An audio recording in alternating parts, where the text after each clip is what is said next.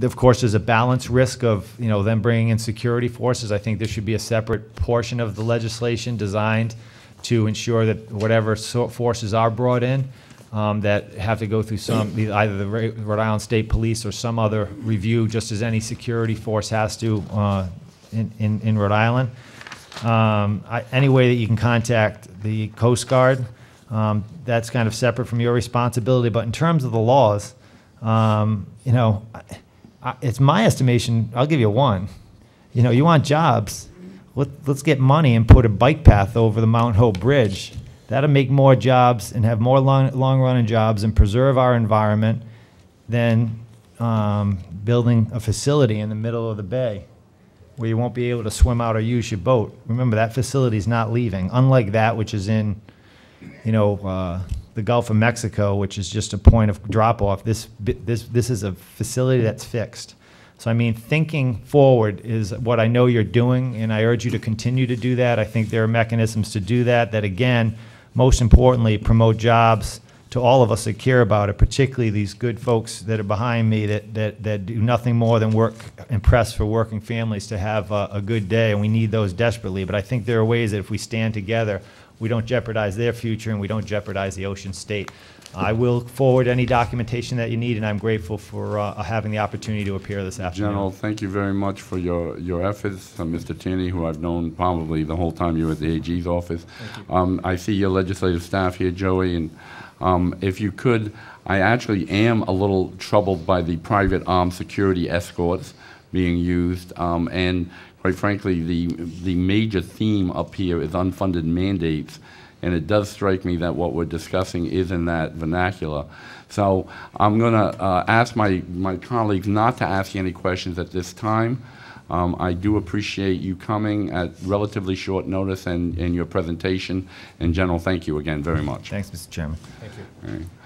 I did want to take an opportunity to recognize one other member, colleague of ours from the House, Representative Peter Martin from Newport, who was always involved with the Aquidneck Island Planning Commission and has been involved with this issue also for a long time. I see that the director has arrived, and without further ado, I would ask the director to come forward. If I may, Mr. Chairman, I'd like to bring two colleagues with me. I would appreciate it greatly.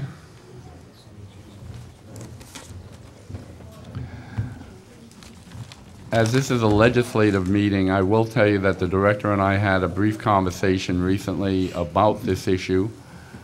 He was kind enough to want to come forward and assist us, but he did also indicate to me that there were strategy points, concerns that he might not want to get into before this body. That struck me as an attorney to be an extraordinarily astute and intelligent observation. And so certainly we won't go into those areas. But Director, again, I will caution you that I have told my committee that I will only keep them for a certain duration. So you are noted for your brevity. And so I would ask that you proceed. Thank you, Mr. Chairman, members of the committee. I would applaud the Senate for taking this matter up. I think there are a number of issues legislatively that might be implemented to help the citizens and to help the state avoid a situation that I believe there's a high degree of solidarity in. With me today, to my right, is Marissa Desatel, lead counsel at DEM on Weaver's Cove and other LNG-type matters. To my left is Russell Schottenoff, chief of Water Resources and Wetlands. Both of them have substantive roles in where DEM has traveled and where we are to date. And thank you for sharing with the committee, Mr. Chairman, our conversation with regard to the concerns. At this point in time, I would tell you I'm immensely proud of the path that DEM has quietly traveled in legal matters here. We still have one case that has been resolved, and we have two cases pending. We are still alive in Rhode Island Superior Court, and we are alive in federal court on matters that I would describe as appropriate to the agency and technical in nature, dealing with with the permitting process and things that we believe are appropriately before the agency.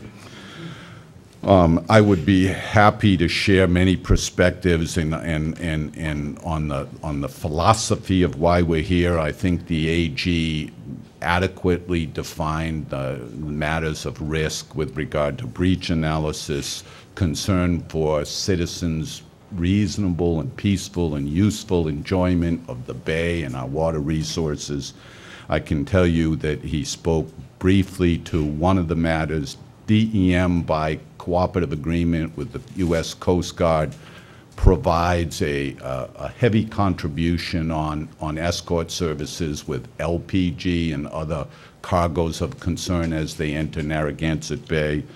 And the suggestion that DEM would have the resources to continue this at the intensity that would be required of any proposal and any variation of the proposals is at best ludicrous.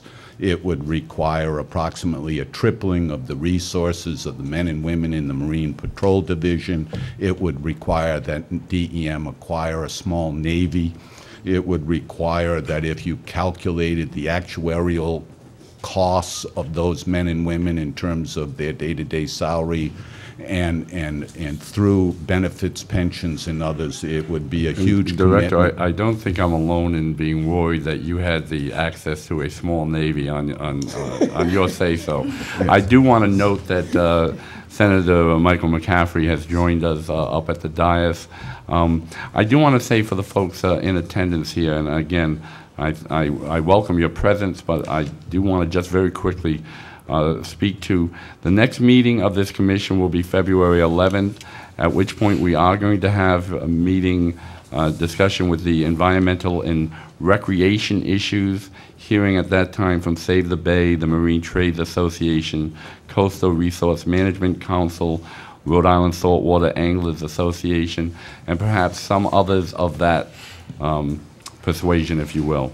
It is certainly my intention now, and I believe you have seen the young lady, Kelly Mahoney, to have at least a meeting that has an opportunity for working people, if you will, whether organized or unorganized, to also voice their concerns or their perspectives to this commission. I don't know when that meeting will be, but certainly we desire to hear from you folks about your concerns. With that being said, Director, thank you very much, and if you would continue.